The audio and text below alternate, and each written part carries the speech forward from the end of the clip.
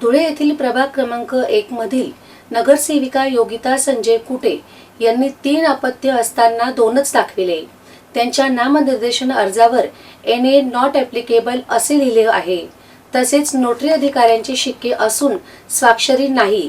कुटे यांच्या 3ही मुलांचे जन्मदाखले मनपाच्या रजिस्टरमध्ये असून ते कोर्टात सादर केले आहेत, अशी माहिती ॲडव्होकेट राहुल वाघ यांनी पत्र परिषदेत दिली आहे.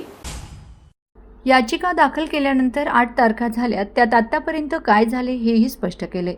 दरम्यान याचिका दाखल केली म्हणून योगिता दीक्षित यांचे पती सचिन दीक्षित यांना ठेकेदारी व्यवसायावरील अवैध बंधने घातली आहेत.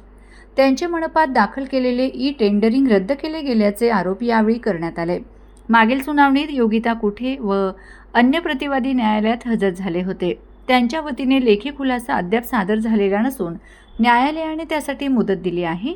पुढील सुनावणीत खुलासा सादर होण्याची अपेक्षा आहे.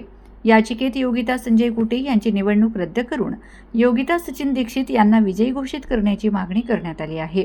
या प्रकरणाची पुढील सुनावणी दिनांक 22 एप्रिल रोजी होणार असून न्यायालयाकडून योग्य न्याय मिळेल असा विश्वास देखील यावेळी ॲडव्होकेट वाघ यांनी व्यक्त केला. पत्रकार परिषदेत योगिता दीक्षित, सचिन दीक्षित आदी उपस्थित होते.